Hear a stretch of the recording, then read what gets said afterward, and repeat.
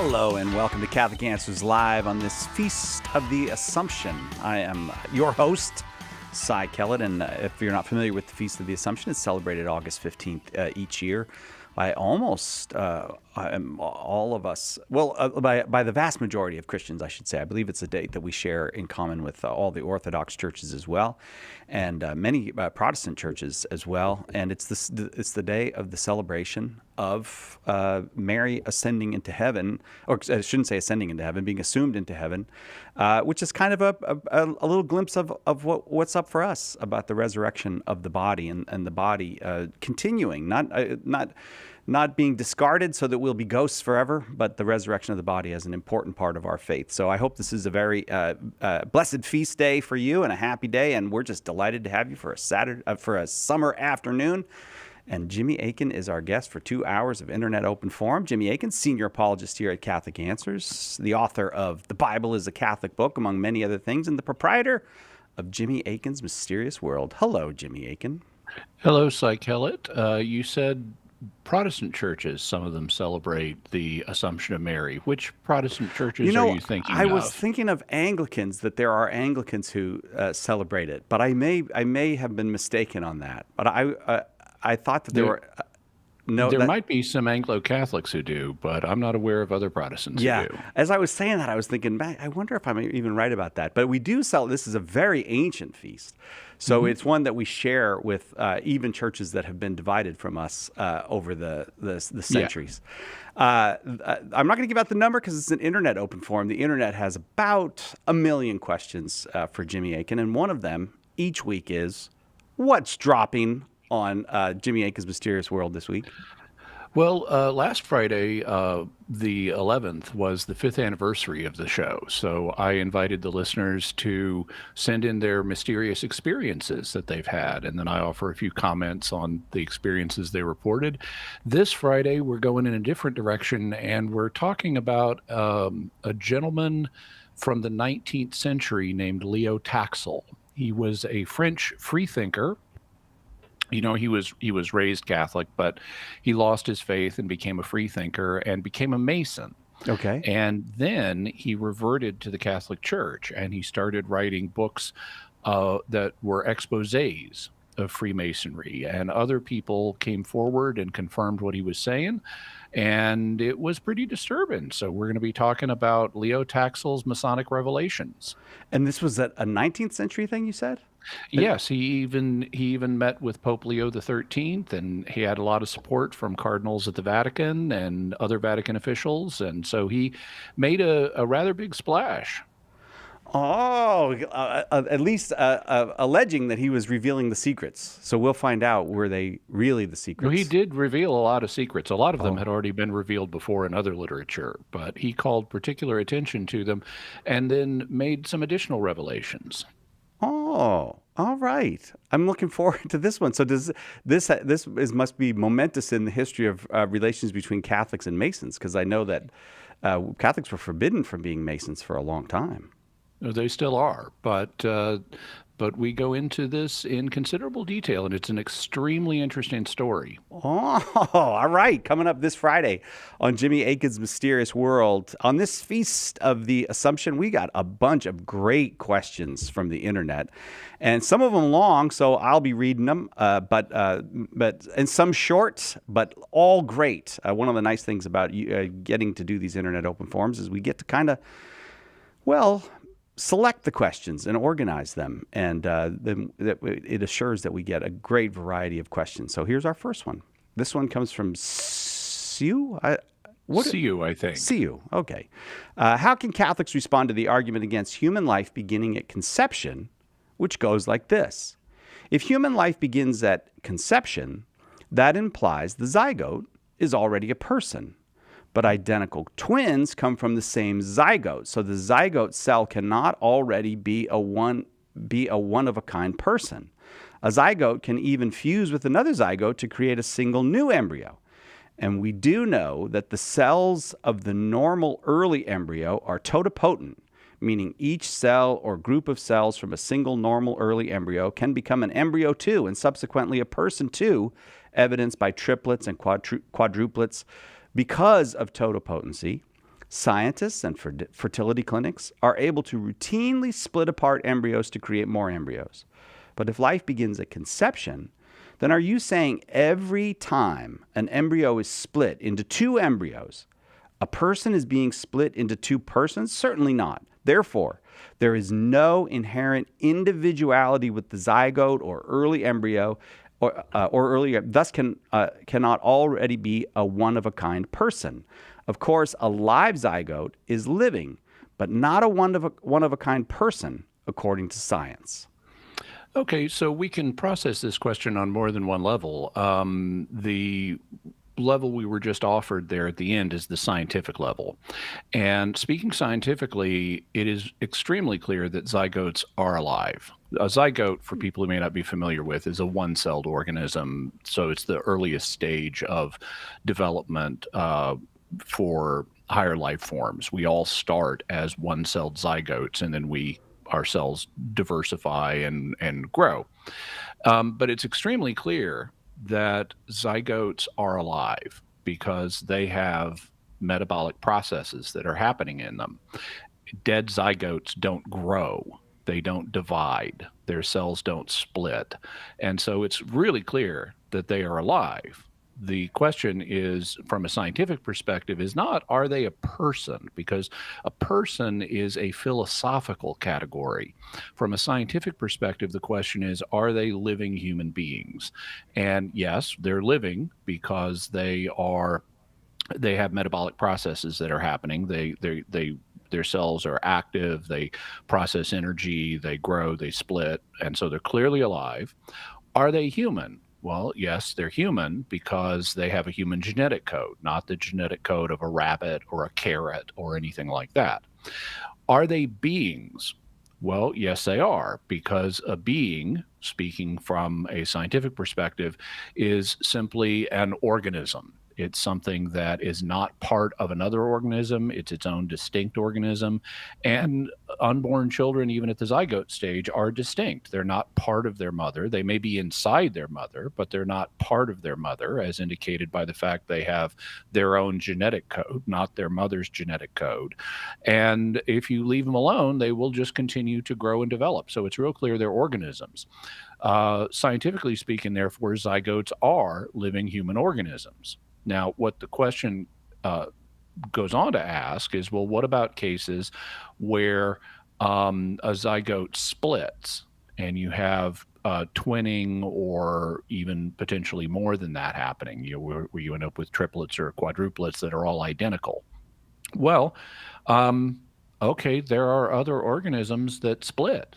There are a lot of them, in fact, in the microbial world, lots of one-celled organisms, and even some multicellular organisms reproduce by fission, by splitting or twinning. And so this is an extremely common phenomenon among very small organisms. It's well known in science. They often fission. And cell division results not in a growth of the organism, but in two new organisms. And so what we can infer from this scientifically is that there is a stage at human life where that kind of fission is possible.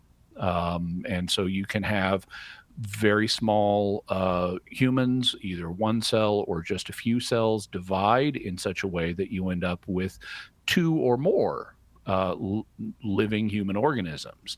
And that's simply what the science says. So yeah, they can split into new organisms. They do sometimes split into new organisms. It's not common in humans, but it can happen, and it does happen just like it happens in other organisms.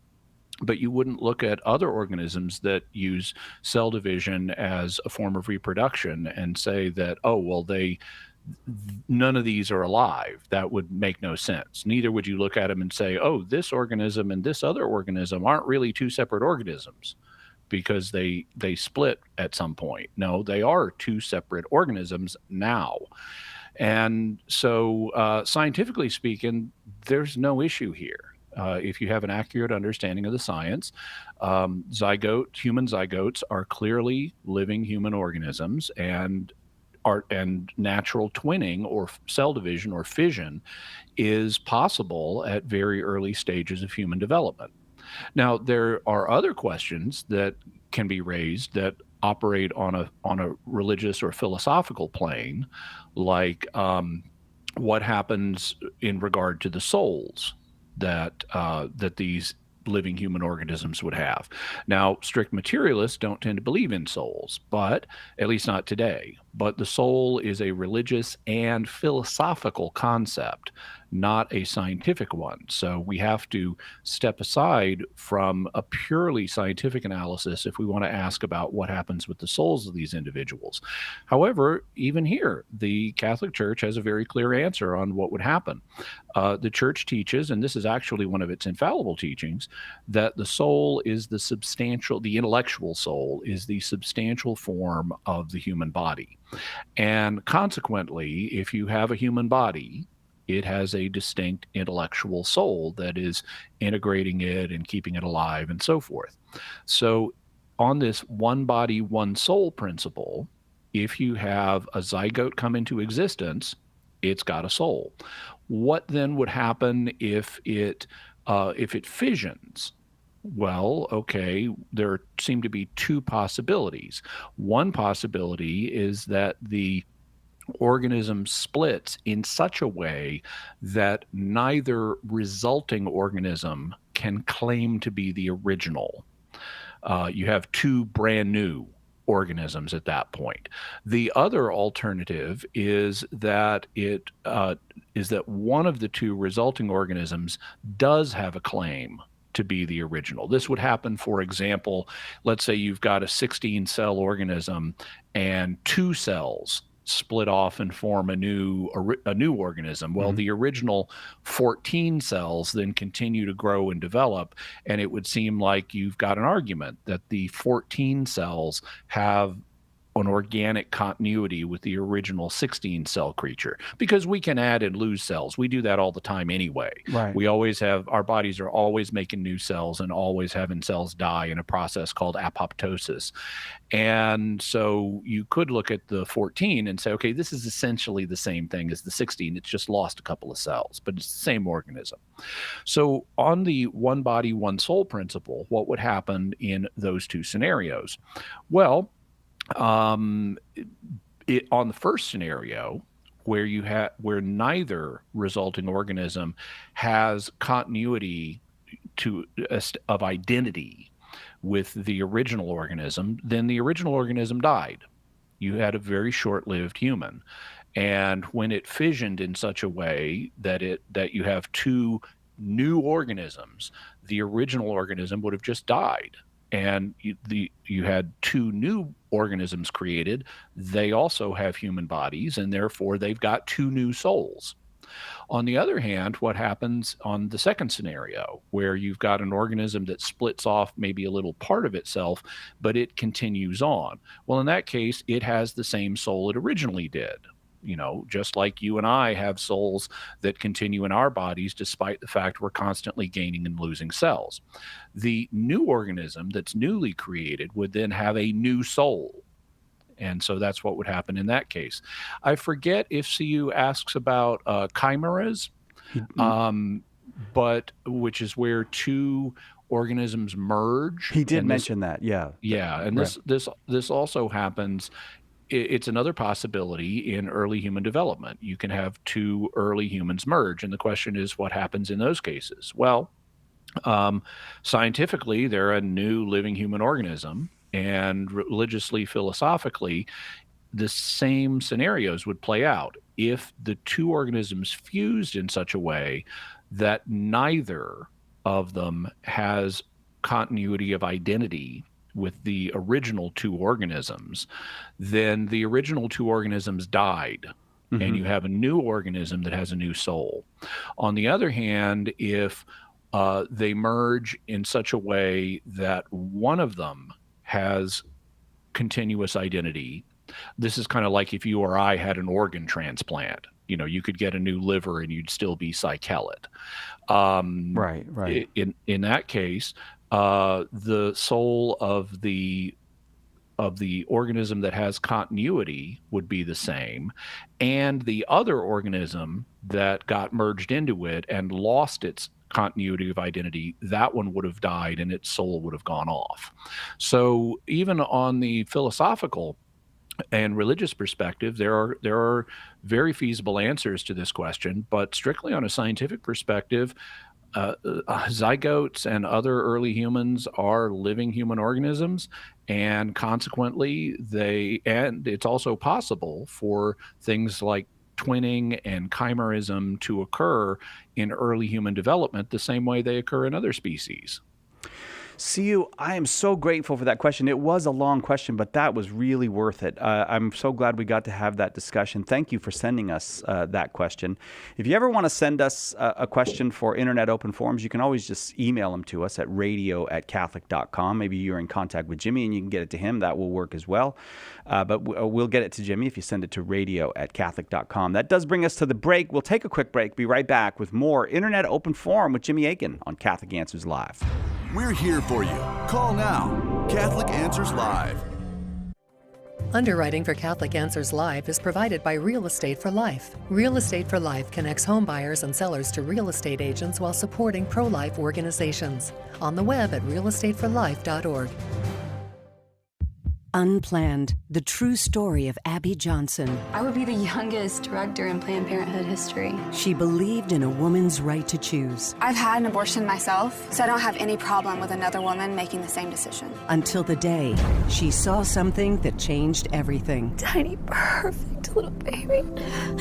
And then it was just gone. Now she's pulling back the curtain on the abortion industry. Unplanned. Available at EWTNRC.com and the EWTN app.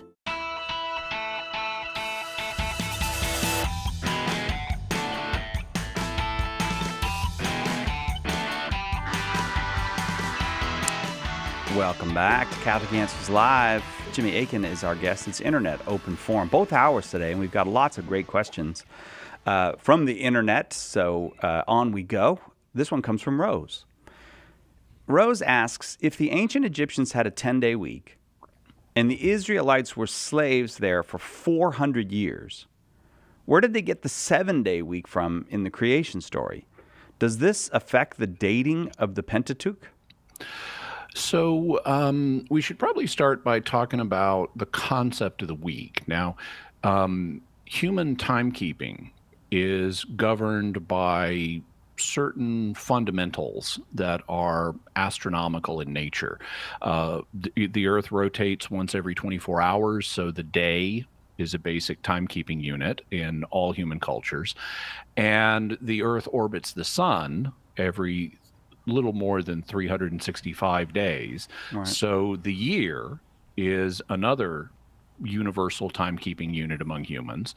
And the moon goes through its phases every about 29 days or so. And so the month, which comes from the word moon, is also a universal timekeeping unit in human cultures. But a year, and one of the reasons for the month is because a year is kind of long. You know, it's hundreds of days long. Right. And so you want to, if you want to say when something happened or when something's going to happen, you want to break that down a little bit. And that's why people use the phases of the moon originally in lunar calendars for months. But a month is like it's like 29, 30 days long. And so, 30 days if you round it off. And so that's kind of a long period of time too. And different cultures have said, we'd like something intermediate between a month and a day. So we can keep track of time a little more precisely. And that intermediate unit is the week. And different cultures have divided up the months into different numbers of days for the week. Some cultures do it cleanly. This was the case, for example, with the Egyptians. They'd say, okay, every month is 30 days, and we're going to divide that by 3. So we have 3 10-day weeks every month. They also had 5 days left over at the end of the year, but they didn't count those. They just said, let's have a 5-day holiday. Nice. Other cultures have used other amounts. There have been 8-day weeks, 7-day weeks, 6-day weeks, 5-day weeks. I've even seen reports of 2-day weeks. My memory is that the Mesopotamians had either a 6 or 7-day week. And Mesopotamia and Egypt were the two cultures that had the most influence on Israel. Abraham, you'll recall, originally was a Mesopotamian. He came from Ur of the Chaldees, which is in Mesopotamia. And so if they had a 6 or 7-day week, that might have been the origin of the Hebrew week. And they may have just maintained that. While they were slaves in Egypt for a lengthy period. They may not have assimilated on that point. On the other hand, they may have assimilated in Egypt to the Egyptian usage of a 10-day week. And then they could have revived the idea of a 7-day week, or it could have been a new revelation or a new invention after the Exodus. Unfortunately, we don't have a really good origin. We don't really have the knowledge of exactly how the Hebrew week developed. There have been speculations about it. For example, the number 7 is clearly important in Israelite culture. And one of the speculations is that it's linked to the number of planets, because historically, any light in the sky that moved, that didn't just circle like the fixed stars, any light in the sky that moved around against the background of the fixed stars was regarded as a wanderer, or in Greek, a planetes. And that's where we get the word planet.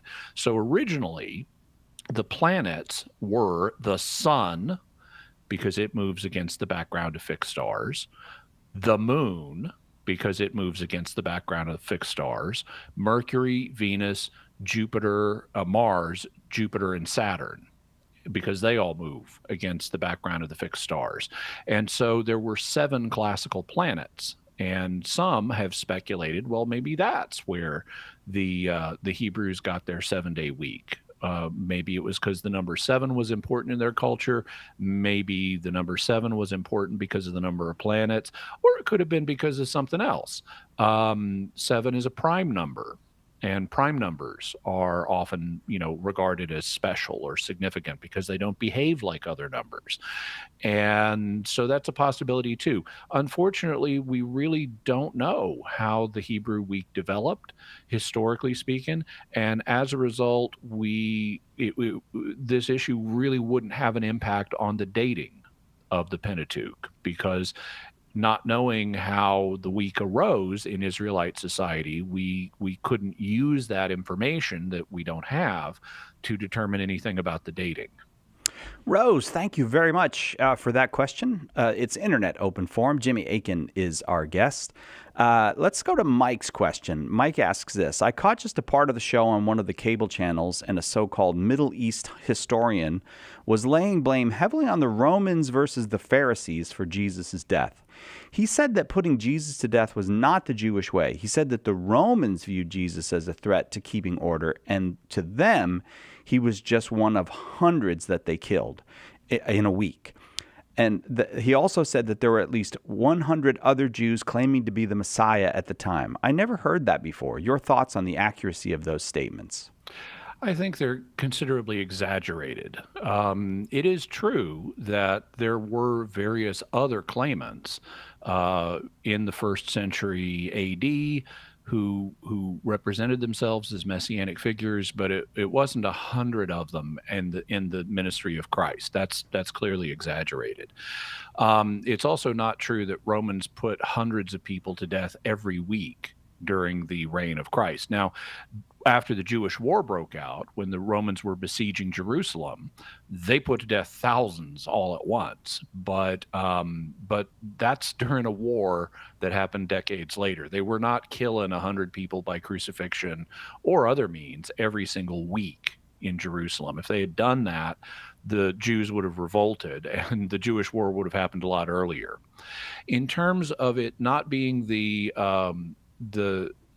Jewish way to kill Jesus, well, that you got to look at what are they accusing him of? Well, before the Romans, they accuse him of being the Messiah and thus a political revolutionary, and that's because that's something the Romans would care about. The Romans did not want political revolutionaries, but in terms of what actually motivates the Jewish leaders, what they care about is blasphemy, and they did kill people for blasphemy. You can see an example. Not only is it commanded in the Old Testament, but you can even see an example of that in the New Testament, which we'll talk about on the other side of the break. Mike, thanks for the question. It's Internet Open Forum. Jimmy Akin is our guest. Lots more questions from the internet coming up right after this on Catholic Answers Live.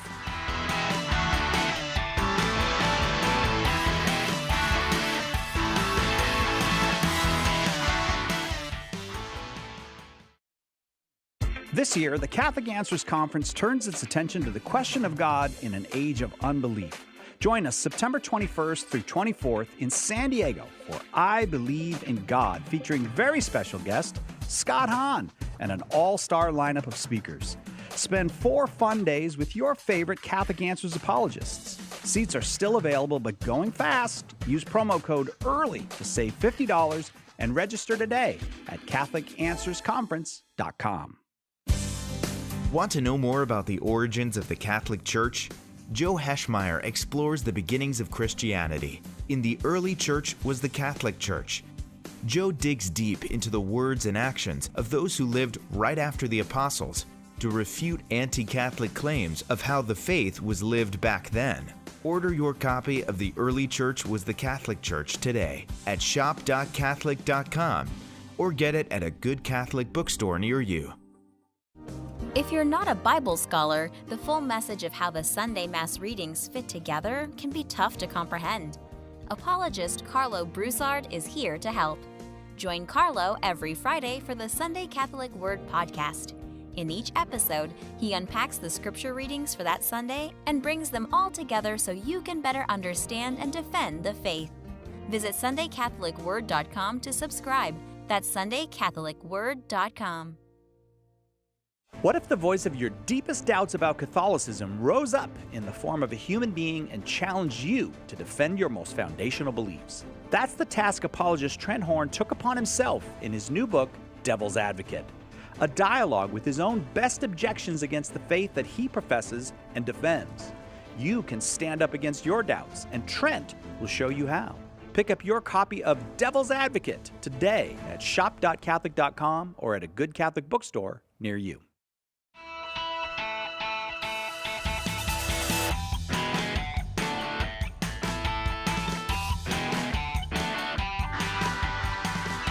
Welcome back to Catholic Answers Live on this Feast of the Assumption, celebrated each year on August 15th. And we've got an internet open forum for the Feast of the Assumption. Jimmy Akin here with us. And Mike asked a kind of long question, but about basically about the treatment. Who killed Jesus, the Romans or the Jews? And were there lots of other messiahs? Were there lots of people being crucified at that time? And Jimmy, you were in the midst of an answer from Mike. Yeah, so one of the things that Mike proposed, or that he mentions this person he heard interview proposing, is that it wouldn't have been the Jewish way to kill Jesus as the Messiah. And that's true. They wouldn't have killed him just because he claimed to be the Messiah. They were expecting a Messiah, and they were expecting the Messiah to bring military victory over the Romans. But they didn't think Jesus was the guy. In John 11, we have a discussion among the Jewish High Council where they're debating what to do about Jesus. And the high priest says, don't you guys realize it's better for one man to die than the whole nation to be destroyed? Because if we let Jesus go on like this, everyone's going to believe in him. He's going to start a revolution, and the Romans are going to come in and stomp us and destroy the temple. So it's not that they wanted to kill him because he was a Messiah. It's because they thought he's not the right guy for this mission. And so he's not actually the Messiah. He's going to bring disaster on us. So that was one of their motives. But it's not the one that finally triggered them to turn him over to the Romans. Now, we should mention why they turned him over to the Romans. It's because the Romans, apart from very limited circumstances, had deprived the Jewish authorities of capital punishment. So they couldn't sentence someone to death. The Romans could do that, but the Jewish authorities, under ordinary circumstances, could not. That was the job of the Roman governor, who at this time was Pontius Pilate. And so the Gospels record that the Jewish authorities go into Pilate and saying, we can't impose the death penalty, but this guy's claiming to be the Messiah, and you know what that's going to mean? He's going to start a political rebellion, and so under your own law, you ought to do away with him to prevent that rebellion from happening. Well, okay, so they didn't really care about the Messiah issue. What finally triggered them, I mean, they cared that they didn't think Jesus was the one.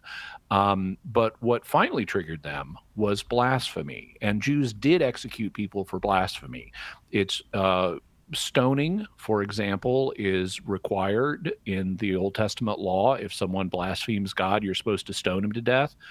And having visited Israel, the first time I went to Israel, it became very clear to me why stoning was the national form of capital punishment, because it's very rocky and they got stones laying all over the place. So it's very convenient. But we do see, even in the New Testament, an example of execution by the Jewish authorities for blasphemy. Now, this is found in the book of Acts, and it's St. Stephen, the first Christian martyr. He gets up, he's giving a speech to the Sanhedrin, and he is recounting the history of God's dealings with the people of Israel, and he's recounting the story of Jesus, and then he has a vision and sees Jesus in heaven at the right hand of God, implying that he's on the same plane as God. So he's not just a human Messiah. He's right up there. He's God's right-hand man. He's on the same plane as God. And this ties in to what in modern scholarship is called the two powers in heaven doctrine, which was a view that is today it's considered heretical in Judaism, but it was not considered heretical at the time, at least not by all Jews, to regard there as being both Yahweh, the true God, and then there's also kind of a second Yahweh in heaven. And so there's like a second divine figure in heaven. And when the Sanhedrin hears Stephen saying that Jesus is that second power in heaven, they regard it as blasphemy and they stone him to death. You might say, how could they do that if the Romans took capital punishment away from them? Well, okay, number one, people often exceed the law if they're really impassioned by something. But secondly, we do know of cases where in gaps between Roman governors, the Jewish people would resume the power of capital punishment. And we know of that's how Jesus's brother, so-called brother, James the Just, got killed. It was in a gap between two Roman governors. And so what that suggests is that this incident with Stephen likely occurred in AD 36, when Pontius Pilate was recalled to Rome and there was no governor. And so that suggests that Stephen's execution occurs at the end, just after the end of Pontius Pilate's tenure as governor, before the Romans sent in a new governor. And there was a gap there because they first recalled Pilate, they let him give his defense, and then they deposed him and sent in a new guy. So that's probably when this happened, but it illustrates the point that the Jewish authorities would execute someone for blasphemy. So what happens in the Gospels at the trial of Jesus before the Sanhedrin? Well, the Gospels, Mark, for example, reports that they had a bunch of witnesses who gave false testimony, and their testimony, the testimony of the witnesses didn't agree with each other, so they were contradicting each other about Jesus. And then the high priest, Caiaphas, finally asks Jesus, "Are you the Son of the Blessed One? Tell us yes or no." And what Jesus says, he acknowledges that he is, but then he says something very interesting. He says, from now on, you're going to see the Son of Man coming with the clouds of heaven. And that's a reference to the book of Daniel, because in Daniel, Daniel has a vision of God and his heavenly council seated on thrones, and then a cloud comes rolling up, and there is a figure like a son of man, looks like a human being, seated on the cloud, and he is given everlasting dominion. And this is one of the texts, because this son of man, he's not coming from the earth. He's already in heaven. And he shows up and is given tremendous authority by God. And this was one of the passages that was used in the two powers in heaven doctrine. They would say, okay, that son of man on the cloud, that's the second power. That's the little Yahweh, or the second Yahweh. That's who that is. And so by Jesus saying in this context, tell us who you are, from now on, you're going to see the Son of Man coming with the clouds of heaven. He's saying, I'm that guy. I'm the second power in heaven. I'm the second Yahweh. That's who I am. And the high priest then tears his clothes because he recognizes what Jesus is saying. And he says, do we need any more testimony? You've all just heard the blasphemy. So they regard Jesus as having blasphemed God, and that's something they will execute people for. Only since Pontius Pilate is still here, they got to do it through him. So they go to Pilate and turn Jesus over and give Pilate an exaggerated story about Jesus's messianic claims, which is partly true but partly false, because Jesus doesn't believe his kingdom is of this world, so he's not going to start a political revolution. And actually this all fits. Now, is it possible that the Romans may have had more malice towards Jesus than the Gospels report? Sure, because the Gospels don't report everything. But the idea that this just never happened is nonsense. It actually fits with what we know about this time and place. Mike, I beg your pardon. Thank you very much for that question coming to us via the internet. I think I'm going to take the break now because I don't want to interrupt the next couple questions with the break. So let's take a very quick break, and we'll be right back with more Internet Open Forum with Jimmy Akin on Catholic Answers Live. Hello, this is Archbishop Salvatore Cordileone of San Francisco. Keep your dial tuned to Catholic Answers Live. In Morse code, the sequence SOS is a distress call. It's been said that it stands for Save Our Souls. Well, right now our world is in big trouble, and we're putting out an SOS call for help. Will you answer that call?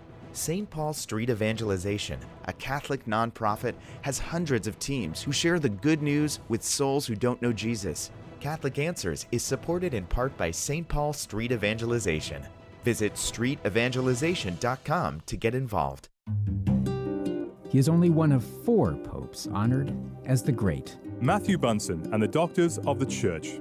St. Leo I was pope at a time when Roman civilization was being overrun by barbarian armies. He stood as a light in the darkness and even saved the city of Rome from destruction by Attila and the Huns. Leo died in 461. For more about the Doctors of the Church, visit doctorsofthechurch.com.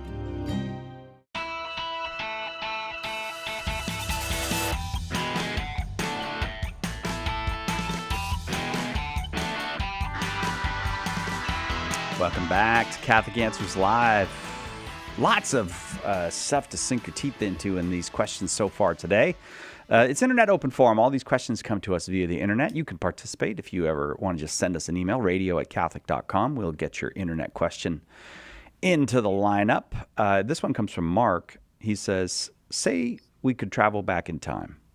What year would you like to travel to and why? Also, if we could travel to Jesus' time, would he know that we didn't belong? And what do you think he'll say or do? Okay, so Mark specifically limited it to travel back in time. And if he hadn't included the word back, I would say I'd like to go to the year 2150 or something like that, because that's after I'm likely to be dead, but not so far after I'm dead that I couldn't get useful information to come back and make, for example, a lot of money with, or develop scientific techniques that could extend my life. Yeah. So You could get the Go in- sports almanac from. Yeah, go into the near future would enable me to have useful information in the present. But if we're limited to going back in time, then the key things that I would be interested in likely would be research. And I don't have a specific year that I would like to go to, but I would like to go to situations where I could get significant questions answered. Like one possibility might be going to the year 1963 and going to the book depository and seeing, exactly what happened, and, filming what happened on the grassy knoll in 4D, and seeing, okay, was Lee Harvey Oswald behind the rifle in the sniper's nest, or was it someone else? And figuring out that mystery. I've often mentioned that one of the things I would like very much is a lost set of books. There are five books that together are known as the Exposition of the Logia of the Lord by a bishop named Papias of Hierapolis. And Papias wrote what looks like a commentary on the Gospels. It looks like that's sort of what his 5-volume set is. And of course, these are short volumes. This would be basically the length of the Gospels plus Acts. And I'd love to read that because he's relying on traditions that are extremely early. He wrote this, around the year 100, and it's based on research he did a little before 100. So it would be absolutely fascinating to have his book. And so I might go back to when he wrote it and get one of the original copies, or at least, take my iPhone and photograph one of the original copies, because it would be absolutely fascinating. If I were to travel to Jesus's time, and that's also something that would be high on my list of times I'd like to go to, whether he would know that we didn't belong would depend on a couple things. One of them would be, you'd say, well, what would clue him in to the fact that we don't belong? Well, maybe the fact we can't speak Jewish Palestinian first century Aramaic fluently, and with the right accent. So that might give it away. Also, if we're dressed like we're from the 20th century, or like we're wearing some kind of time travel suit, that could give it away. So he might learn through purely natural means that we don't belong. On the other hand, he might learn it through paranormal means. He might, the Gospels record Jesus knowing what's in men's hearts, so that's telepathy. And he might learn about who we are and where we're from telepathically, or he might learn it by direct download of information from his divine consciousness, which is omniscient and knows everything. And if that information is transferred to his human consciousness of who we are, then he would know that in his human consciousness as well. Now, there's a debate about how much information is transferred from Jesus's divine consciousness to his human consciousness. Everybody agrees that his human consciousness is not omniscient. It does not contain an infinite amount of information like his divine consciousness does, because human consciousnesses are finite. The human intellect is finite. But a common opinion historically has been that basically all the knowledge of the actual world was downloaded into Christ's human intellect. In his divine intellect, he knew about all the possible worlds that God could have made, but that knowledge is infinite, so he doesn't have that. Instead, he has all knowledge about the actual world. And if that theory is correct, then it would include knowledge of who we are and where we're from as time travelers. On the other hand, that position, even though it's been historically very influential, does not seem to be the one that the magisterium has recently been proposing. If you look in the Catechism of the Catholic Church, it acknowledges that there were things Jesus did not know. And it says that that's because he wasn't sent to reveal them. What he did have in his human intellect was all the information that was relevant to his mission. And so what he said he didn't know was information he was not tasked with revealing as part of his mission. And if this mission-centric understanding of Christ's human knowledge is correct, then he would only supernaturally know who we are as time travelers if it was relevant to his mission. But if dealing with time travelers was not really part of his mission, then he presumably, on this theory, would not have that information downloaded and would have to learn it some other way. Mark, thank you very much for the time travel question. Appreciate it. Let's go to Alex's question. What happened to the 500 people whose tombs were open right after Jesus died? Then they appeared in many places. Were they resurrected? Okay, so we need to untangle a few things here. One of them is there's two different passages. There is a passage in 1 Corinthians 15 that refers to 500 people in connection with Jesus's resurrection. But these are not 500 people whose tombs were opened. These are 500 people who saw Jesus after the resurrection. So Paul is recounting all the different people who've seen Jesus, and he mentions Peter, and he mentions James, and he mentions himself, and he mentions the 12. And in that process, he also says, and once 500 people saw him at the same time, and some of them are still alive. So these were 500 living people who encountered Jesus. Maybe he gave a speech, kind of like the Sermon on the Mount or something, and you have a big crowd of people watching. So they're not the ones whose tombs were open. That's reported not in 1 Corinthians, but in Matthew. In Matthew's account of the crucifixion, he notes that when Jesus died, the tombs of various saints in the Jerusalem area were opened. And then it seems like they wait until the resurrection, and then they go into Jerusalem and appear to people and let people see them. So they didn't appear in many places. They just appeared in Jerusalem. And we don't know how many it was. I would assume it would have been a much smaller number than 500. Exactly how many I couldn't say, but that's who these people were. And in terms of were they resurrected? Well, yeah, just like Jesus was. They came back from the dead. What's not clear from the text is were they resurrected in a glorified state or a non-glorified state? Jesus was resurrected in a glorified state, but other people like Lazarus are resurrected in the Gospels in non-glorified states. So they will, for example, die again. It's possible these people could have had a glorious resurrection or a non-glorious one, but they were resurrected. What's also uncertain is what happened to them afterwards, because Matthew doesn't tell us, and we don't have any early sources that address these figures. One possibility is after they appeared to people, they went back to their tombs and de-animated.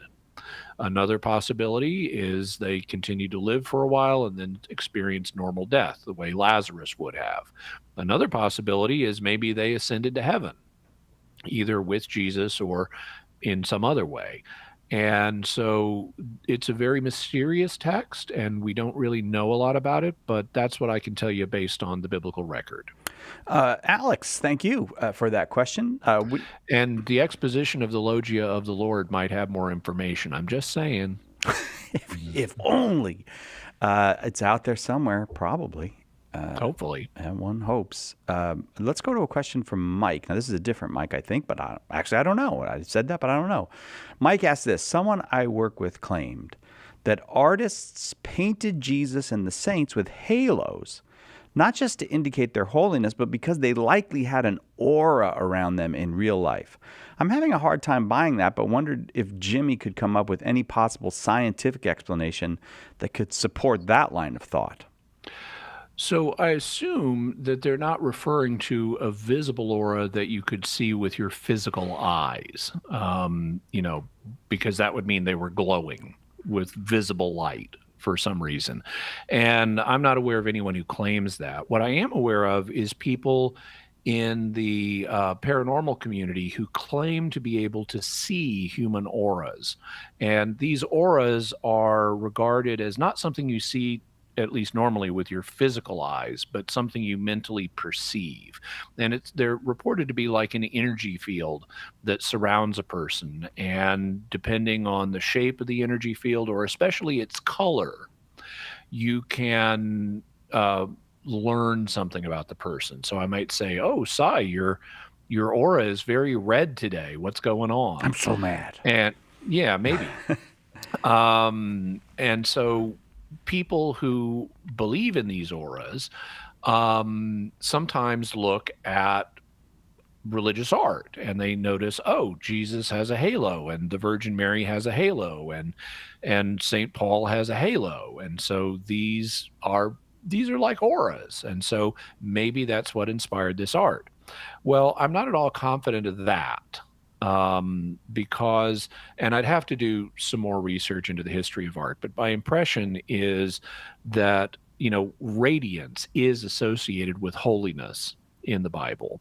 And these halos are normally understood as a sign of holiness. So, you notice the halos are always the same color. They're like white or golden. They're not red and blue and purple.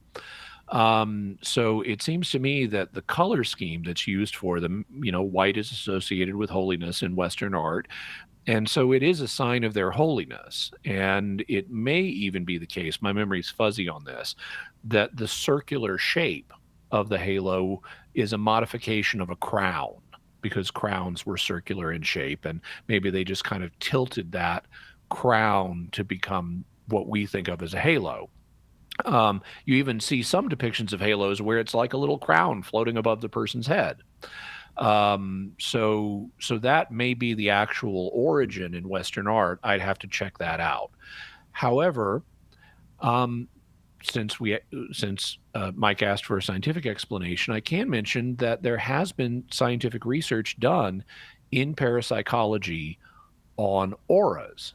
Because if people claim they see auras, well, let's check that out. Let's test that. Let's find out how that works, if it's true. So one of the things you can do, if an aura really is an energy field that surrounds a person, then it extends beyond the person. Let's say you got a 6-foot tall person and his aura extends 6 inches above the top of his head.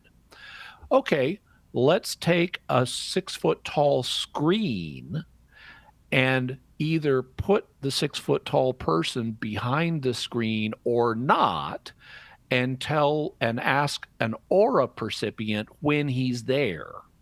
Oh, because if what a there's clever experiment. Yeah, so if he's projecting a 6-inch aura off the top of his head, they should be able to spot him even if his physical head is covered up by the screen. And they could say, oh, he's there now, I can see his aura, versus, oh, he's not there now, I can't see his aura. Well, that's been done, and they didn't have any evidence of aura perception. So it looks like that's not the explanation. There's not an actual energy field that people are perceiving that extends beyond the human body. So what else might account for this? Well, there's another phenomenon known as synesthesia. Synesthesia is a cross connection between 2 different sensory modalities. And everybody has a little bit of synesthesia. That's why we talk about notes being sharp, even though notes are not literally sharp. Sharpness is a texture, not a sound. Or flat, which is another texture. Or it's why we say, ooh, that cheddar is really sharp. It has a sharp taste. Again, sharpness is a texture, not a taste. But there's more to say about that, and we'll say it at the beginning of the next hour. All right, we're going to continue with Internet Open Forum, and Jimmy will continue with us the next hour. A whole bunch more questions from the Internet for Jimmy on this Feast of the Assumption. And we're going to take a very quick break. Check out all the deals over at shop.catholic.com while we're on that break. I know we got deals. I just don't have the paper in front of me to tell me what they are. So just check them out. And we'll take a very, very brief break and be right back to continue with this discussion of the aura and the halo and tackle a whole bunch more great internet questions with Jimmy Akin right after this on Catholic Answers Live.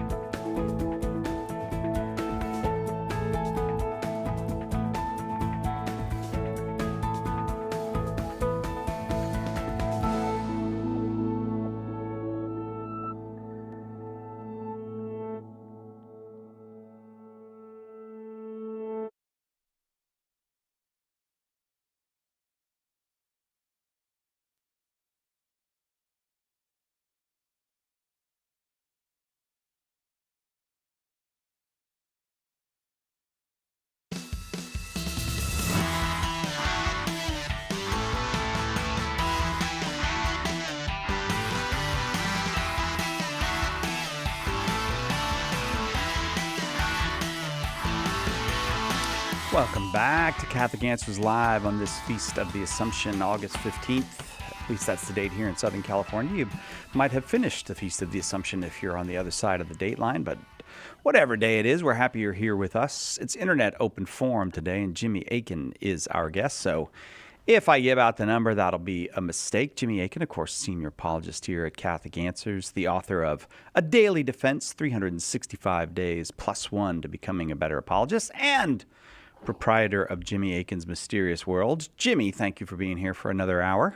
My pleasure, Cy Kellett, host of Catholic Answers Live. But when we left, I'm going to just read Mike's question again so we can restart that, because you were in the midst of the answer when we went to the break. And he says that someone he works with claimed that artists painted Jesus and the saints with halos, not just to indicate their holiness, but because they likely had an aura around them in real life. I'm having a hard time buying that, but wondered if Jimmy could come up with a possible scientific explanation that could support that line of thought.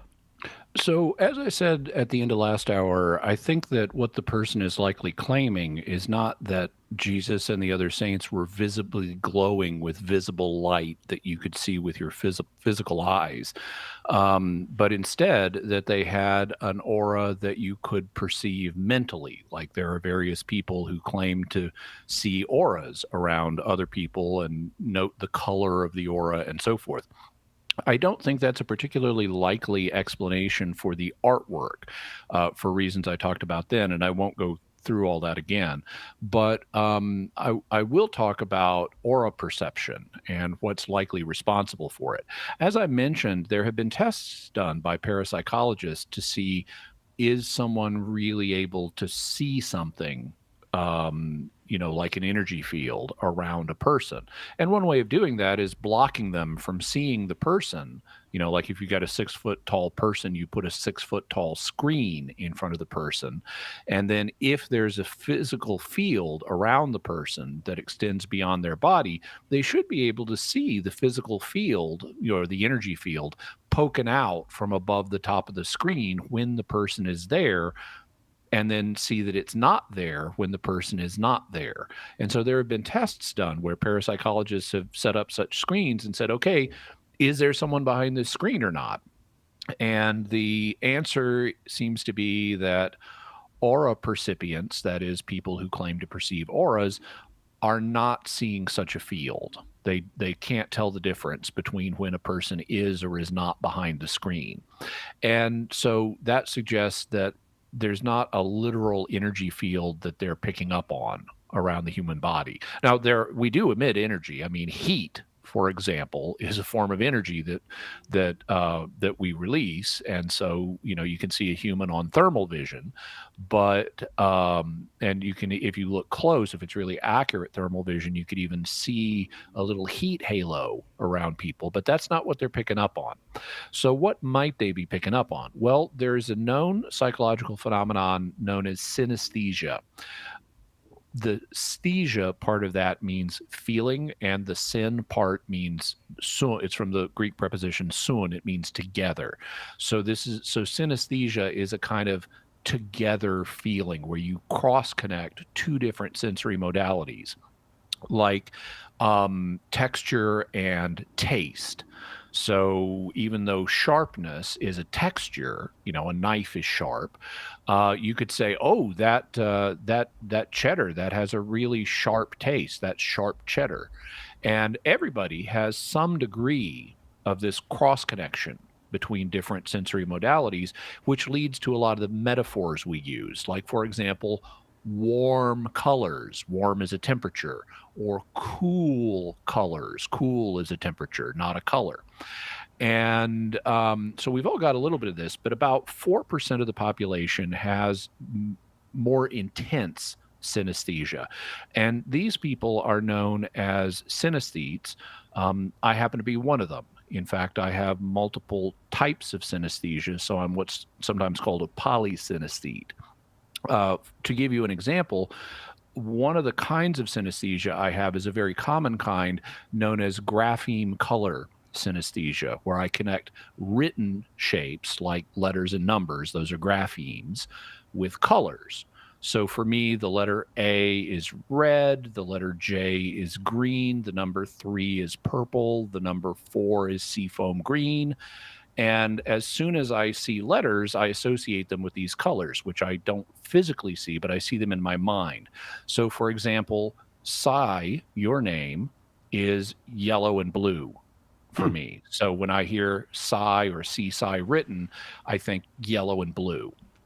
Well, that grapheme color synesthesia is just one type of it. There are multiple others. In fact, there's something like 150 types of it that have been identified. And one of the ones that's been getting discussion recently in the synesthesia community is an association between personality or mood and color. So if you can look at a letter and associate it with a color, or if you can look at a color and associate it with a temperature, why can't you, or a texture, or whatever it may be, why can't you associate a personality or a mood with a color? And so the proposal is that aura perception is really a form of synesthesia, where you have certain synesthetes who associate moods or personalities with colors. So you could, if I had this, and I don't have this type of synesthesia, but if I did, then I might look at you, Cy Kellett, and based on your way of behaving and the mood you're projecting and the kind of personal feel of your personality, I might say, oh, Cy, you have a blue aura. I'm just associating the color blue with you. And then if on another day you're really upset about something, I might say, oh, Cy, your aura is normally blue, but today it's got little brown spots all over it, or something like that. And so that seems to be the current best understanding of what's responsible for aura perception. Now, you'll notice, as I mentioned at the end of last hour, the halos that we see in art, they're either white or golden. Yeah. And they're associated with holiness. And holiness is a personal disposition. It's like a personality or a mood. And so that association between holiness and whiteness or goldenness, because white and gold, those are colors. Those are not dispositions. That itself looks like a kind of synesthesia, is responsible for that in the art. Yeah. And so somehow, possibly because of the universal synesthesia that all humans have, or possibly because of some individual artists who were synesthetes, it became a tradition in art to depict holiness using those two colors. And so it looks like we may have synesthesia both responsible for the artistic convention and for aura perception, even though the two are not directly connected. Well, Mike, I hope that answer was satisfying to you. Thanks very much for the question. That brings us to the first break. We'll take a break and be right back with more Internet Open Forum with Jimmy Akin on Catholic Answers Live. Let us help you with your question today on Catholic Answers Live. Do you have a question but prefer to ask it privately? Catholic Questions can help.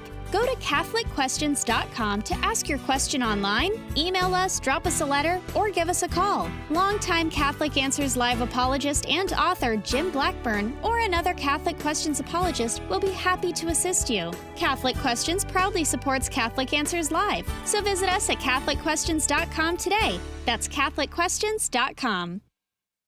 The power of prayer simply means that words have an effect. For example, when a couple says, I do, it literally changes two people to becoming one in marriage. When you say, I love you, it changes us and it gives us value. The power of prayer is in the words and in the sentiment, but it's also in the fact that God, who is omnipotent, all-powerful, answers our prayers.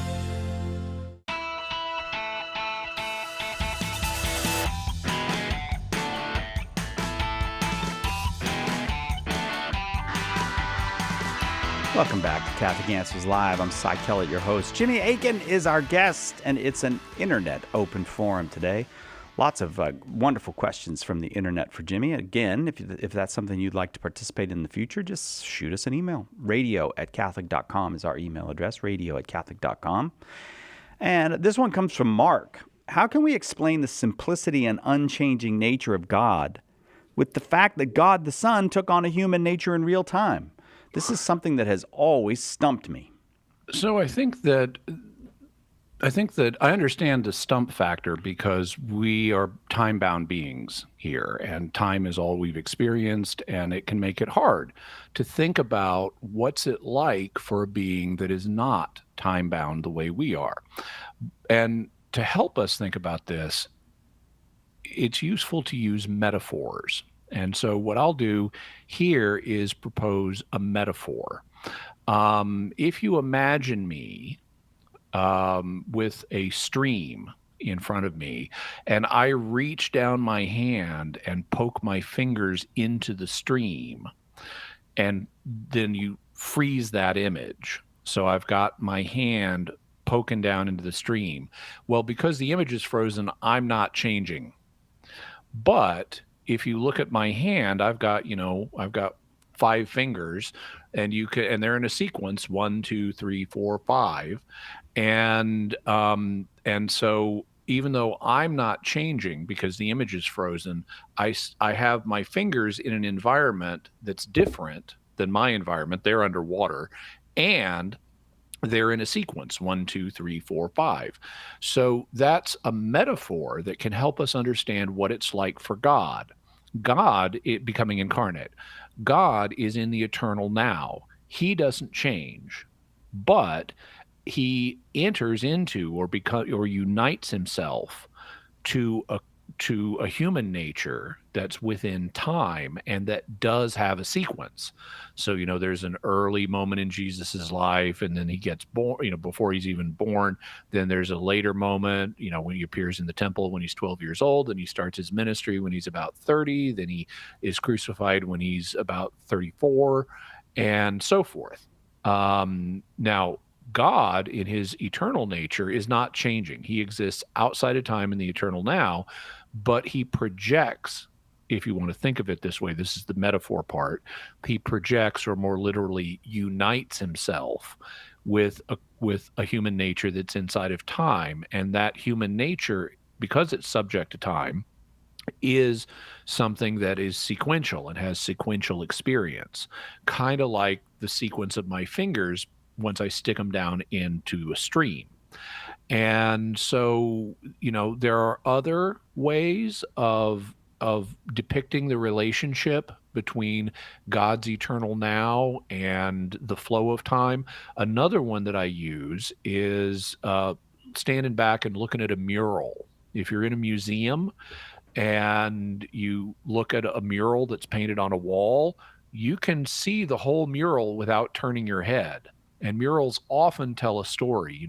Let's say it's a history of technology mural. So at the far left end of the mural, you've got the invention of fire, and then you've got the plow, and then you've got the wheel, and eventually at the right end, you've got the development of the rocket ship, and so forth. But you can see that entire progression of technology across time all at once if you're standing outside at a distance looking at the mural from the outside rather than being caught up in the flow of events within the mural. And that's kind of what it's like for God. He is in an eternal now where he doesn't change, but he can comprehend all of history all in the same moment from his perspective. And if you want to modify it a little bit, this metaphor a little bit more, you could say, well, what if the mural's still wet? What if God's finger painting it and he's like shoved his hands up on it and is manipulating it? Well, again, that's kind of like God uniting himself or entering into the flow of time while in his own essence, he is outside of time. Now, these metaphors are only partial. They do have limits, as all metaphors do, because no two things in a metaphor ever correspond to each other one-to-one. But I think that, at least for me, these are helpful metaphors in that they can help us think about how an unchanging being like God can nevertheless be aware of and even participate in change without himself changing. What he's doing is everything he does, and from his perspective is he's doing everything he does all at once. But from our perspective, we see God doing things one thing at a time, which is why Jesus can have a life that has different stages. From God's perspective, every stage of Jesus's life is happening at once. From our perspective, the stages of Jesus's life are happening one at a time. Thanks very, very much, Mark, for that question. It's Internet Open Forum. This one comes from Deacon Brian. Deacon Brian asks, ask that you will do this, perhaps deal with the interesting paradox, and he has a question mark, of Judas receiving the morsel, communion, as he contemplated betraying Jesus. Okay, so this is something that people wonder about. Did Judas receive communion, and how would that work? Isn't that incongruous with him betraying Jesus? The truth is, we don't really know what happened, because the Gospels are not bound to record everything in chronological order. It was common in the ancient world because they didn't have precise, nobody had a watch, and most people didn't have calendars that they toted around with them. And dates and times were just not as important. What was important is what happened, not precisely when it happened. And so as a result, a lot of times they didn't preserve like the exact order of events. They would remember what happened, but in writing about what happened, sometimes they would organize the events chronologically, but sometimes they'd organize them in other ways, like, for example, by topic. And so you'd group events that are on the same topic together, rather than the strict order in which they occurred that you would see if you had a videotape of the event. And if you look at the gospel accounts of the Last Supper, they record stuff in different orders. So we can't have confidence in any one reconstruction of the events of the Last Supper. And given that, we don't know if Judas left before or after communion. We know he did leave, but we don't know whether it was before or after communion. So we've got two basic options. Judas left before communion, in which case he didn't receive it. Or he left after communion, in which case he presumably received it. And what could we make of that? Well, there's a common rule of thumb. I don't know how common it is, but there's a very useful rule of thumb when interpreting Jesus's parables. And that is, for each figure in the parable, try to figure out a lesson based on that character. So like in the parable of the prodigal son, you've got essentially three characters: the father, the prodigal son, and the older brother. And there's something to learn from each of them. We can learn something about repentance from the prodigal son. We can learn something about accepting repentant sinners from the father. And we can learn something about how we shouldn't react to repentant sinners from the older brother.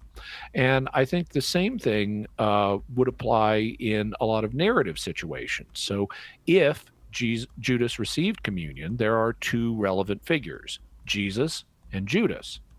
So what would this tell us about Judas if he received communion? Well, number one, it would be a warning to us that we can receive communion unworthily, because Judas was in the act of plotting to turn Jesus over to the authorities. He had already decided, he'd already received money from the Jewish leaders to betray Jesus. And so this is a warning about how we can deceive ourselves and receive communion unworthily when we're in a state of sin, and that's a bad thing.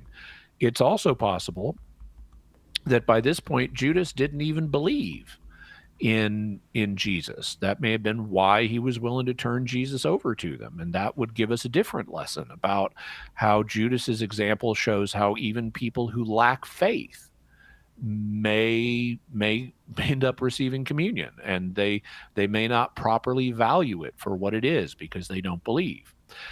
What about Jesus? What can we learn from his interaction if Judas received communion?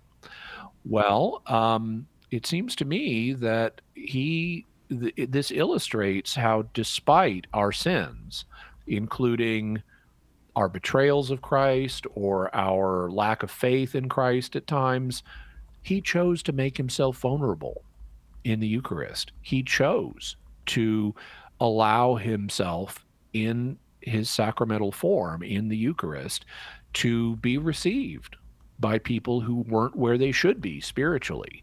And so that tells us something about how, as bad as desecrating the Eucharist is, it's something that Jesus knew was going to happen. He certainly knew it would happen in the fullness of time, but this would illustrate it happening on the very first night at the very first Eucharist. So that helps us understand something about Jesus's attitude. He doesn't approve of people receiving the Eucharist unworthily, and they may face consequences, and St. Paul says that they will, but it's something that Jesus chooses to tolerate out of his love for mankind and his desire to make himself accessible to us in the form of the sacrament, even knowing that some people will receive the sacrament unworthily.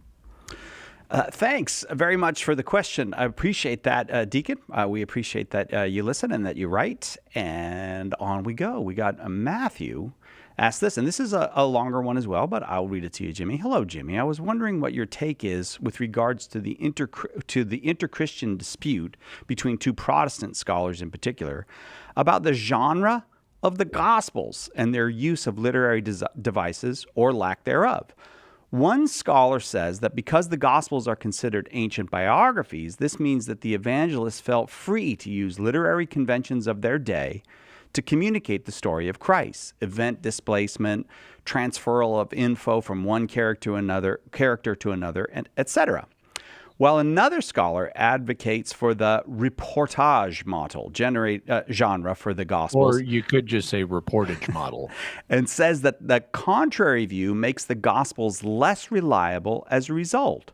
What is your opinion on this dispute, and can a Catholic adopt the former view and still be faithful to Vatican II's proclamation that the Gospel writers were faithful in communicating the story of Christ? So the Catholic Church does teach that the Gospels are accurate in reporting the story of Christ, but we've got to say, well, what do we mean by accurate? Because there are different standards, there are different levels of approximation when you're recounting something. You know, if I said, Cy Kellett, what's pi, the number? What is pi? What's its decimal expression? 3 point something. Well, that's okay. That's correct. Pi to 0 decimals is 3. If I were to take it and make it more precise, though, so you just approximated pi as 3. Yeah. And that's fine. That is a valid approximation of it. It's an approximation to 0 decimals. What if I wanted a 2 decimal approximation of pi? Well, it would be 3.14. What if I wanted more? Well, it would be 3.141596 and so forth. But I have to approximate because pi is an irrational number. And it's impossible to give a finite decimal expansion of the number pi. So whenever we talk about the number pi and we're giving a decimal instead of just writing the number pi, the Greek symbol of pi, then we have to approximate it. And we simply have different people will have different expectations of what's an appropriate approximation. And it'll vary by circumstance. If you're just, if you're, if you're just at home and you're baking a pie and your wife has a 10-inch pie dish, okay, well, it would be okay to say that the circumference of the pie, that's going to be 30 inches. And to get it 30 inches, well, I just approximated pi as 3. And I don't really need it to be any more precise than that. But if I'm taking a geometry test, I'm probably going to need, or taking a class in engineering, or trying to design a bridge, I'm probably going to need to approximate pi more accurately than that, to a greater decimal expansion. And so what we see from that is different levels of approximation are fine. The question is what's considered appropriate approximation level for a given circumstance. So how does that fit with the Gospels? Well, what the Catholic Church understands is that the Gospels are human documents. They're written under divine inspiration, but they're written according to the literary conventions that were in use at the time. And so they would have the level of approximation. They accurately convey the story of Christ, but with the level of approximation that other ancient documents used. Now, then there's a discussion about what genre are they, and we'll talk about that on the other side of the break. All right, let's take a quick break. It's Internet Open Forum. Jimmy Akin is our guest, and we will be right back with more Internet Open Forum right after this.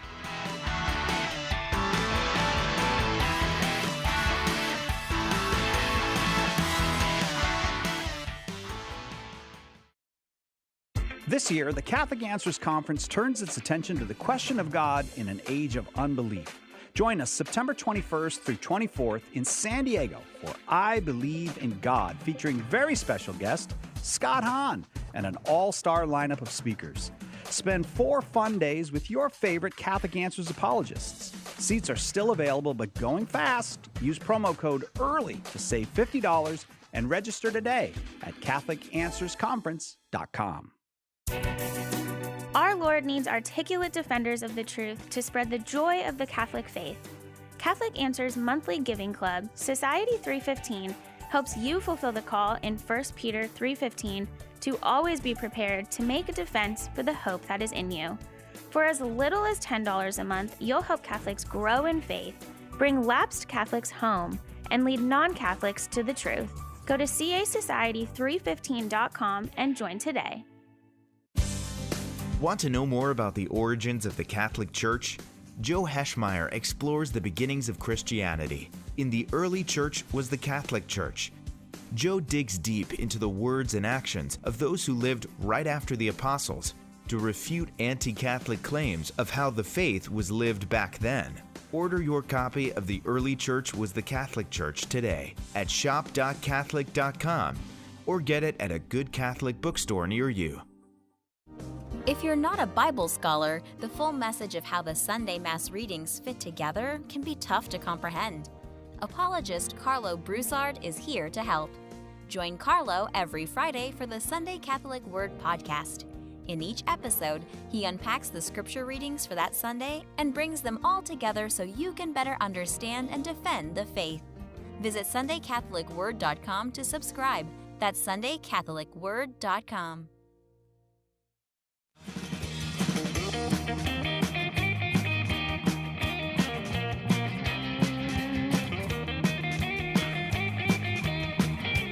Welcome back to Catholic Answers Live. Jimmy Akin, our guest. It's Internet Open Forum, and Matthew with a wonderful question about what kind of literature are the Gospels? Are they reporting, or are they an ancient biography form? And what does that mean about how accurate they are, Jimmy? So the Church's understanding is that they do convey the story of Christ accurately, but they convey it in a way that was natural for documents of the time. And so they use the literary conventions of the time, and they use the level of approximation that was common at the time.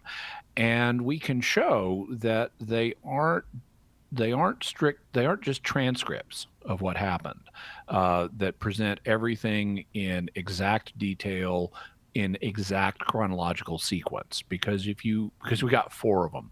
And if you compare the incidents that are found in more than one gospel to each other, you will notice that there are differences. They don't affect the substance of the stories. The gist of the stories is the same, but there are differences that indicate this cannot simply be a transcript. For example, one of the things I mentioned in a previous question is that they're not bound to record things in strict chronological sequence. Sometimes they use topical sequence, and you can see that if you compare Mark's and Matthew's account of the cursing of the fig tree. In Mark, Jesus sees the fig tree and curses it, and then he goes to the temple And then they come back and they see that the tree is withered. But in Matthew, Jesus sees the fig tree, curses the fig tree, they see it withered, and then they go to the temple. So Matthew, being a later gospel than Mark, according to the evidence, has united the cursing and the withering of the fig tree because they're on the same topic. They're both about the fig tree. And so he's using a topical ordering rather than a chronological ordering at that part. Similarly, you have, and Matthew refers to this as transfer of information from one character to another. I'll give an example of this, but I commonly refer to it as telescoping, because you can have, how they have those collapsible telescopes where you can shove them down to one segment or pull them out to expand them. Well, if you look at Matthew's version of the healing of the centurion's servant, the centurion comes to Jesus and says, "Please heal my servant." And Jesus says, "Sure, I'll come to your house." And the centurion says, "Don't bother. I know you have the authority and I'm not worthy that you come." And Jesus is impressed and heals his servant. Okay, but then if you look in Luke's version, you find out the story is a little more complicated than that. Instead, what happens is the centurion doesn't come to Jesus. He sends Jewish synagogue elders to Jesus to ask on his behalf. And Jesus talks to the synagogue elders, and the same basic stuff happens, but the conversation is not face to face. It's carried on through the intermediaries or mediators of the Jewish synagogue rulers. Now, omitting unimportant people in a story is very common. We do it today. Like if you say Solomon built the temple. Yeah. Okay, Solomon did not pick up a hammer and a chisel and build the temple, certainly not all by himself. But we say Solomon built the temple because Solomon was in charge of it, even though he used agents, workmen, to do the building. But we omit the workmen because they're not the important ones for our purposes. Solomon is the one who gets the overall credit because he oversaw the project and paid for it. And in the same way, Matthew, looking at Luke's account, said, okay, these Jewish intermediaries, they're just agents of the centurion. Jesus and the centurion are having a conversation, but I don't need to mention these go-betweens. I can just drop them. Mm-hmm. And so we can see this happening in the Gospels. So we see, paraphrasing happening where it's Jesus is saying is phrased one way in Luke, but a little bit different in Matthew. We can see telescoping happening where the agents of the centurion have been telescoped into the person of the centurion. We see chronological rearrangements into topical arrangements. So we can tell this stuff's going on. It doesn't mean it's inaccurate. It's just we have to understand what level of approximation we can expect from the Gospels. And they're not strict transcripts, but they are true. And it is similar. Now, I mentioned genre, what kind of literature the Gospels. And there has been discussion of this among biblical scholars. You used to have a position a number of decades ago among many skeptical scholars and liberal scholars that said the Gospels are just faith documents. They're composed of little units that circulated independently and eventually, much later, all got stitched together. And then it was pointed out, actually, no, they're a lot like other Greek biographies. The Greek word for a biography is a bios, which is a word that means life. So if you have the biography of Jesus, well, it's the life of Jesus. And bioi, that's the plural of bios, or one of them, bioi are well understood. We have other ancient bioi that we can read and learn about. One of the most famous set is Plutarch's Parallel Lives. Plutarch was a historian who was Greek, but he wrote a set of biographies where he would parallel figures from Greek history with comparable figures from Roman history. That's why they're called the parallel lives. So he'll say, oh, Julius Caesar, he's a Roman who's kind of like Alexander the Great, who was a Greek. And then he would put those two lives in parallel to each other. And one of the things you note when you read Plutarch's lives is they're different from each other.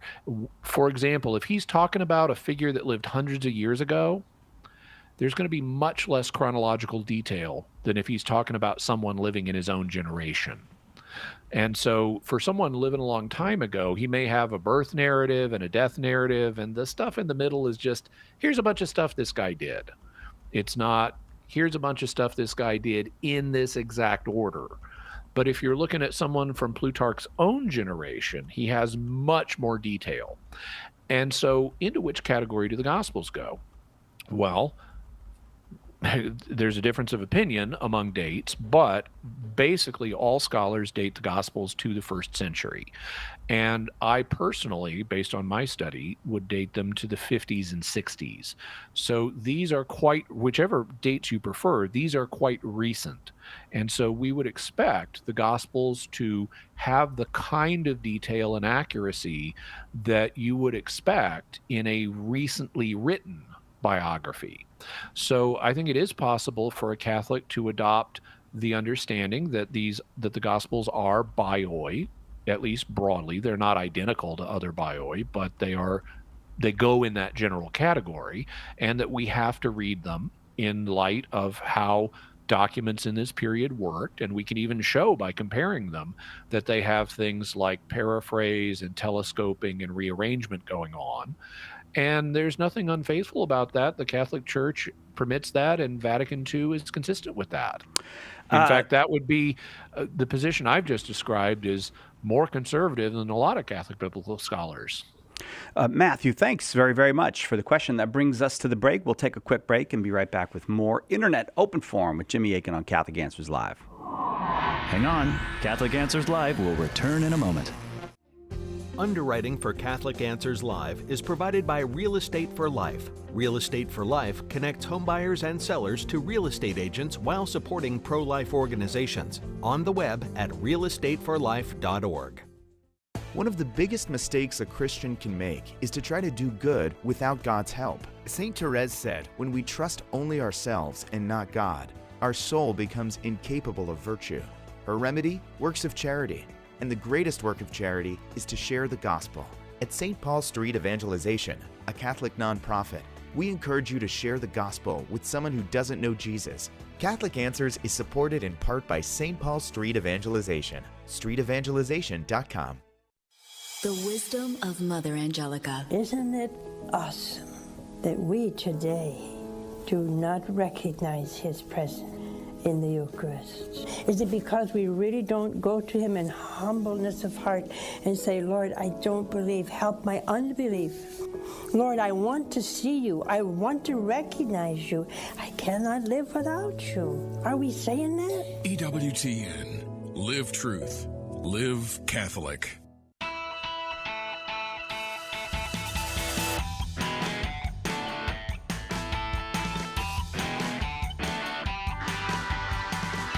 Welcome back to Catholic Answers Live, Internet Open Forum. I love Internet Open Forum. It just gives people a chance to kind of, put it in writing, so we get the question clearly, and then we get an opportunity to get all kinds of questions we don't usually get. And this next one comes from Steve. And Jimmy, he asks this: is not receiving communion a form of scandal to the congregation? And then he follows it up with this question: is judging someone who gets a blessing the sin of assuming someone committed a mortal sin? Okay, so question one, is not receiving communion a form of scandal to the congregation? Well, I can't say that there are no, so what scandal is not outrage. What scandal is, in the theological sense, is leading someone into sin. Well, can I imagine any scenarios where if I don't receive communion, I'm going to lead someone into sin? if I thought hard enough about it, I probably could come up with some bizarro scenario where the fact I don't receive communion causes someone else to sin. However, it seems to me the reverse is much more likely to be the case, where going to communion when one is not in a state of grace, or, or at least hasn't confessed, that could lead people to be uncritical of their own spiritual state and think they just should go whenever. And that could lead them into objective sin if they're not actually in a state of grace, or if they haven't been to confession and confessed all of the mortal sins that they have needed to confess. Even if they've returned to a state of grace, they're objectively doing something they shouldn't. And so I can see how receiving communion can be a form of scandal, in that it leads people to sin if you are not qualified to receive communion at the moment. So I think that would be the much more likely circumstance. So it's important for people, if you need to go to confession and you haven't gone to confession, it's important to refrain. And that also sets a good example for others. You can also do compromise things, like go up and receive a blessing instead of communion. Now, what about the second question? Is judging someone who gets a blessing the sin of assuming someone committed a mortal sin? Well, not if you don't assume that. Again, this is going to be, dependent on the situation. Now, I also should point out the technical sin here would not be assuming they have committed a mortal sin, because they may have committed a mortal sin and you just assumed that, and you may be right. So it's not a sin if you're right, or if you had adequate reason to think that. The technical name of the sin here is rash judgment. It does assuming that someone must have committed a mortal sin involve rash judgment? Well, it certainly can, because there are other reasons not to receive communion. For example, the person ate too recently and they're observing the Eucharistic fast. So, maybe they haven't sinned mortally at all. They just aren't fasting at the moment, or haven't fasted long enough to be able to receive communion. Or maybe they haven't committed mortal sin, but they have terrible scrupulosity and they're afraid they've committed mortal sin even though they haven't. Or maybe their spirituality is just different, because it used to be, today frequent communion is encouraged, but if you go back, a few hundred years, you know how often it was normal to receive communion? Once a year. So that was a valid form of Catholic spirituality, and it pertained in a lot of places for a long time. So maybe this person's Eucharistic spirituality is just different than yours. So and those are some examples of what could, and there are others, but those are some examples of what could lead a person not to receive communion, and we shouldn't assume they've committed a mortal sin, because there are a bunch of different options, and it would be rash judgment not to suspect that they might have committed a mortal sin, but to conclude that they must have committed a mortal sin when there are all of these other options. That would be rash judgment. Steve, thank you very, very much. So don't do it. Yeah, right. Rash judgment. Don't do that. Yeah, it's none of your business. If they're refraining, actually, presume they have a good reason, whatever it may be, and it's not your business what that reason is. But they would actually be doing a good thing by refraining if they've got a good reason. Again, thank you, Steve, very, very much. This one comes from, I don't know, No or Noe. Is it like Chloe? Noah. No. Oh, Noah. Oh, I'm sorry. I totally messed that one up. Is the canon of the Bible open? Could the church, over time, include more inspired books from the first century as canonical? I heard somebody once say that the language of Trent regarding the canon was not saying these are the only inspired books. So the basic answer to the question is yes, the canon is open, in the sense that if you study the language that Trent uses when it infallibly defines the canon, it does not close it. It says the following books are sacred and canonical, and then it lists them. It does not say only the following books are sacred and canonical and all others are non-canonical or non-sacred. It just doesn't say that. Now, this is something you will often hear various people, including various apologists, say, oh, the canon is closed, nothing could ever be added to it. But that's not what Trent said. What they're giving you is their opinion, and it's not an opinion that's actually grounded in the text, because the text does not say that. And one of the things you learn quickly when you start studying magisterial documents is you cannot read your preferred opinions into the text. You may have it as your preferred opinion that nothing could ever be added, but you can't read that into the text just because you want it to be true. That's known as eisegesis, or reading into the text rather than reading out of the text. So I, a number of years ago, did a careful study of this, and Trent just does not use the language needed to say there are no other books that could be inspired or sacred or canonical. It just doesn't say that. Now, do I think it's at all likely that anytime in the near future the church is going to add something? No. But I can't imagine, and I've talked about scenarios where I could imagine in centuries that happening. Like if we have a reconciliation with the Eastern Orthodox. Well, a lot of the Eastern Orthodox have a few extra books that date from the 1st century that they do consider canonical.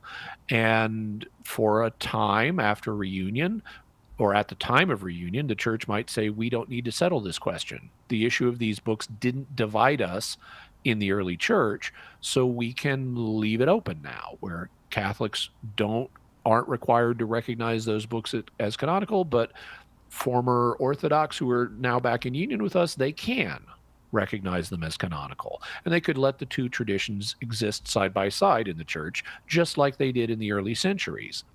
And then let 500 or 1,000 years go by, and the Holy Spirit could guide the church's awareness to say, hey, maybe we should recognize those books as canonical. But I don't know that this will ever happen. It may well never happen. But it's a scenario I can imagine, because Trent just does not use the language to say there are no others, and I can't read my own preferences into the text. Now, I've heard other apologists sometimes say they don't care, or they seem to not care. They want to say Trent closed it in this extra way. But you know who agrees with me on the fact that that Trent did not pronounce negatively on every book that's not in the Catholic canon? The Pontifical Biblical Commission, under the direction of Cardinal Joseph Muller. They released a document a few years ago. It was approved for release by Pope Francis, but it was written under the direction of Cardinal Gerhard Muller, who is renowned for his orthodoxy. He is indeed, Yeah. And in this document, the Pontifical Biblical Commission pointed out that even though the church has said everything in its canon is canonical, it has not negatively pronounced on everything else, and said it can't be inspired or it can't be canonical. The document, if you want to get it, is called Inspiration and Truth of Sacred Scripture. It came out around 2013, 2014.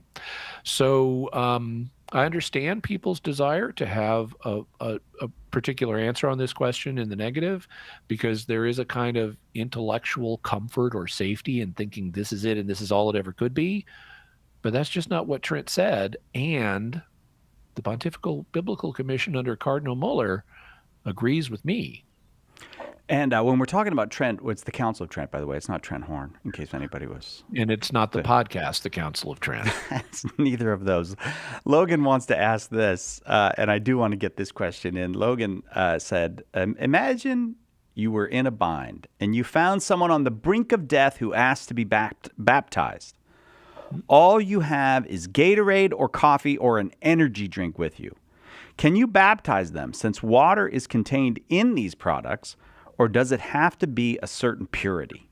So here's what Canon 849 of the Code of Canon Law says. Baptism, the gateway to the sacraments and necessary for salvation by actual reception or at least by desire, is validly conferred only by a washing of true water with the proper form of words. So, according to the church in the Code of Canon Law, if it's going to be valid, you're going to need to use true water, which raises the question of what counts as true water.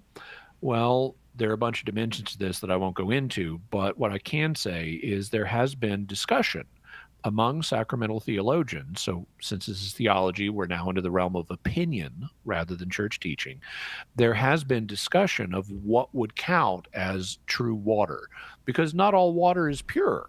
If you go down to the local mud hole that the elephants have been drinking from, well, it's water, but it's muddy water. It's got a considerable admixture of dirt particles in it. But nevertheless, most people would say muddy water is valid water. It doesn't have to be pure. Right. And so if you then say, okay, I've got Gatorade. It's mostly water. It's got some impurities, but is it actually more impure than the elephant mud water?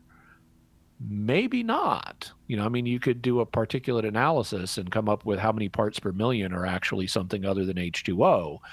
But it's arguable that Gatorade is going to be just as much water as the elephant mud water. So consequently, what I've seen in sacramental theologians, like, for example, Nicholas Halligan in his book, The Sacraments and Their Celebration, is the idea that things that we don't consider water but are mostly water would be doubtful matter. If it's hard to tell, it would be doubtful, and you should never use doubtful matter unless you have to. So if you've got clearly pure natural water, that's what you use. You don't use something else.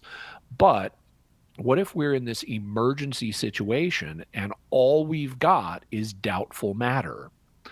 Well, because of the emergency, this person is about to die and they want to be baptized, and baptism is the ordinary way of salvation. It's necessary, or at least its desire is. I would say this is extremely important that this person get baptized.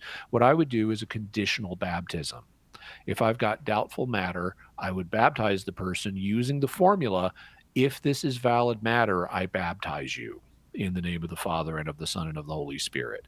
And that way, if it's not valid matter, I'm not desecrating anything, because I only said I'm baptizing if it's valid matter.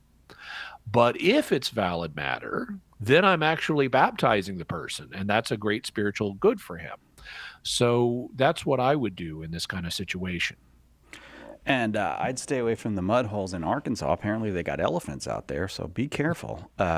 This one, Damon says, what about spit? It's mostly water, and Jesus used spit to heal some people.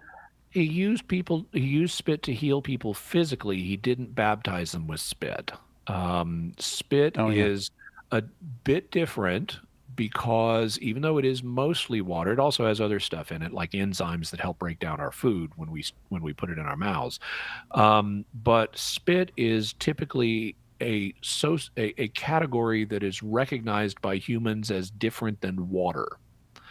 Like, if you look on, I've been looking lately because I'm going to get dogs. I've been looking on dog breed pages, and one of the things they have for the breeds is how much does it drool. Well, we wouldn't care so much if spit were the same thing as water. If those belonged in the same category, you wouldn't have people really being concerned about how much does this dog breed drool. We recognize drool or spit as being in a different category than water, and that's at least, even though it's mostly water, that's at least a prima facie argument based on human categories that it would not be valid. But again, I would put it in the doubtful category, because I don't have an infallible ruling from the church on this. And if it's all I had, I could, in an emergency, I could see doing it conditionally. Logan and Damon, thank you both for the questions. Thanks for everybody who submitted questions. Lots and lots of great ones. And we've got more. We keep a list, so if you want to get on that list and get your question answered on an internet open forum, maybe it's difficult for you to call where you are, or maybe you just want to write it out and let Jimmy answer it that way, you can send it to radio@catholic.com. Jimmy Akin, thank you very much for doing 2 hours of this with us today. I appreciate it. My pleasure, Cy Kellett. And that does it for us. We'll see you tomorrow, God willing, right here. Catholic Answers Live.